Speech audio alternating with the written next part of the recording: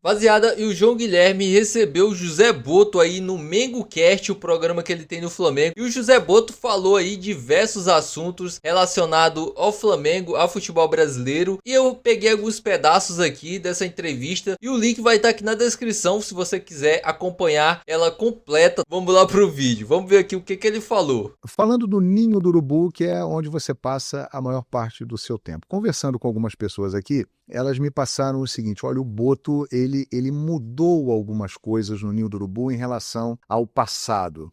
Né, alguns acessos foram limitados, antes tinha muito mais gente circulando aqui do que tem agora. Eu gostaria que você falasse sobre isso e o que você pensa exatamente sobre esse método que você tem implantado aqui, né, no dia a dia, no futebol do Flamengo, no CT. Tentar explicar um pouco aquilo que é a minha ideia e para que as pessoas percebam também que não é nenhuma questão de birra, de eu quero para o Simano que seja assim, não. Tem, como é óbvio, uma lógica adjacente a isto. Isto é um local de trabalho. Um local de trabalho dos nossos jogadores, de todos os nossos profissionais que têm a ver com o futebol. E o meu entendimento é que tem que haver distração zero e eles têm que estar super focados naquilo que é a sua função. E isso implica que só está aqui quem é necessário estar aqui. Tudo o resto não tem que estar aqui. De certeza que vai haver visitas para as pessoas conhecerem o Ninho, não sei se é uma parte mais comercial, mas enquanto nós estamos a trabalhar, só está aqui quem realmente necessita de estar aqui. Isso é uma parte interessante, né? E é o lado bom de você ter esse intercâmbio, ter pessoas de fora aqui com uma visão diferente, porque muitas vezes é uma questão cultural, né? Cada lugar tem o seu hábito, tem o seu costume, tem a sua cultura, e muitas vezes aqui no Brasil essas cenas que nós estamos comentando aconteceram e continuam acontecendo por aí. Então você vem e implementa esse método que você prioriza o trabalho. Então, num primeiro momento isso acaba chocando muita gente, mas é algo fundamental. E pronto, eu já percebi que aqui no Brasil é algo que levanta muita conversa, não é? Porque lá está, não é uma coisa enraizada, mas na Europa, da primeira liga à segunda liga, em Portugal, no Luxemburgo, na Inglaterra, onde for, os clubes trabalham assim. O local de trabalho da equipa de futebol profissional é um local muito fechado, por esse motivo que eu disse, porque têm que estar focados naquilo que é o trabalho deles. Exato.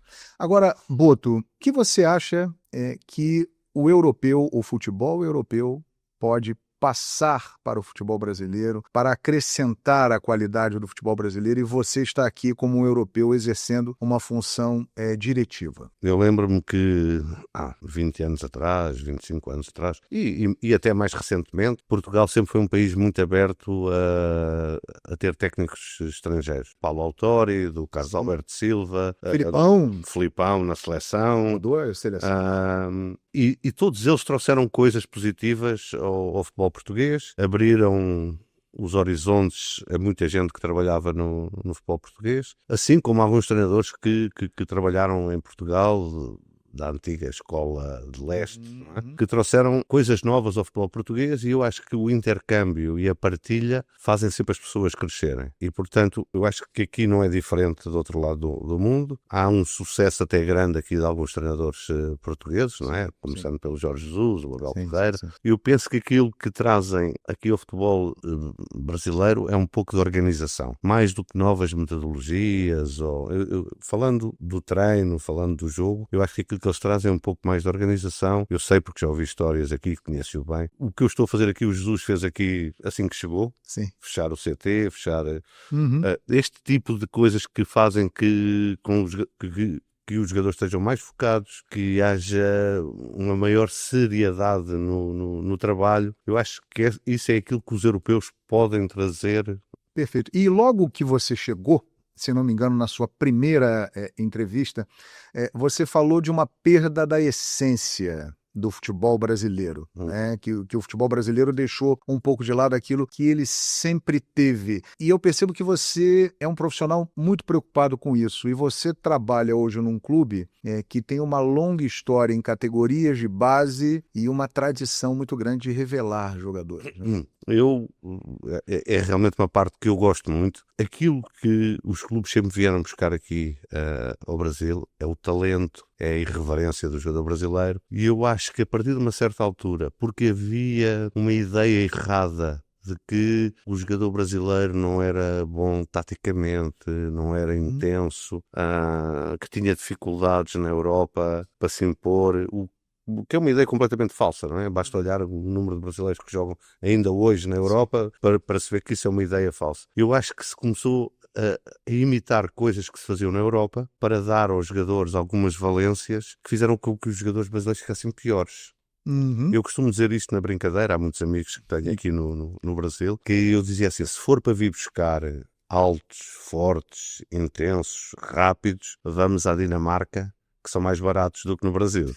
Não é? Então vem aqui buscar é talento, vem aqui buscar é aquela irreverência, o próprio conhecimento do jogo quase empírico que o jogador brasileiro tem, que eu acho que é uma falsidade dizer que o jogador brasileiro não entende taticamente. Não. Entende à sua maneira e acrescenta até na sua maneira, ou acrescentava, na sua maneira de ver o jogo, acrescentava coisas novas que faziam a diferença. Por via de uma falsa ideia de que na Europa se procura outro tipo de jogador, começaram a desaparecer. Começou-se a encostar o número 10 nas bandas, não é? Na ponta, deixou de haver número 10, começou-se a valorizar coisas que, no meu entendimento, não deviam ser valorizadas, principalmente num país como o Brasil, e há hoje, de uma forma preocupante, um déficit de talento nas seleções jovens do Brasil. Eu já nem falo na principal, não é?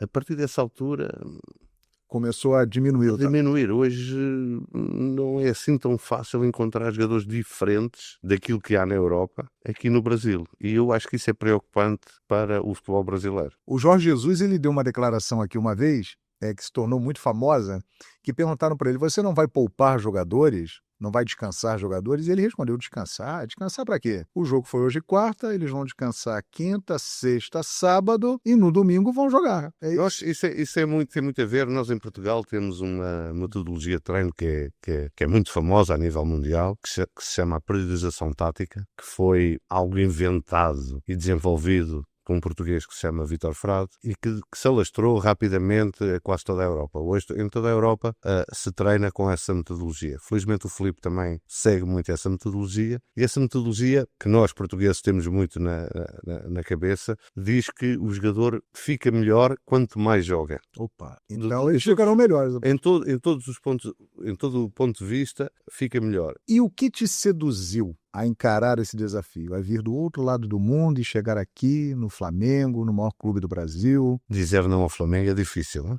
Vir para o Flamengo, vir para o Brasil, que eu considero, já disse isto várias vezes, considero que tem um potencial de venda deste produto que é o futebol, que não está tão bem explorado como devia, na minha modesta opinião. E eu costumo dizer isso, o Jesus disse isso uma vez e foi muito criticado. E eu dou-lhe toda a razão. Em termos de competitividade, em termos de ambiente nos estádios, a Liga Brasileira ou a Série A não fica a dever nada à Premier League. Nada. A nível de qualidade técnica dos jogadores, depois há que vender o produto. Sim. Há que vender o produto. E eu aqui vou dizer algo que e não é nenhuma crítica a quem tem gramados sintéticos. Eu ontem estava a ver o Palmeiras-Botafogo. Sim. E estava a pensar do ponto de vista de um europeu que ligava à televisão e via aquela coisa castanha. A nível eu não falo dos méritos de jogar ou não no sintético, sei a minha opinião, mas a nível do espetáculo, um jogo que era o primeiro, o campeão e o segundo classificado do ano passado, salvo. Os dois últimos campeões brasileiros, exato. A jogarem um jogo que até tinha alguma intensidade, tinha um cenário castanho. Sim.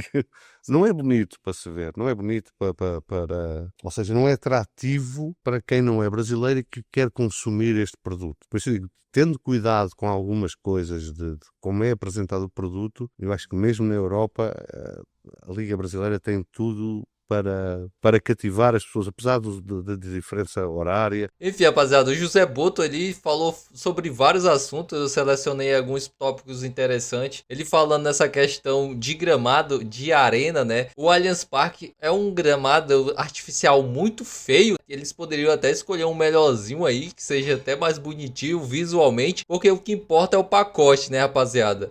Você vai pegar, cara, os nossos próprios vizinhos aqui, provavelmente eles não aceitam assistem os nossos campeonatos, como o Brasileirão. Talvez eles assistam a Libertadores quando são o time deles, igual a gente não assiste o deles também, porque são ruins também. Então eles assistem só a Libertadores quando é o time dele, e a gente assiste só a Libertadores, só assiste o time deles quando é a Libertadores contra o nosso time.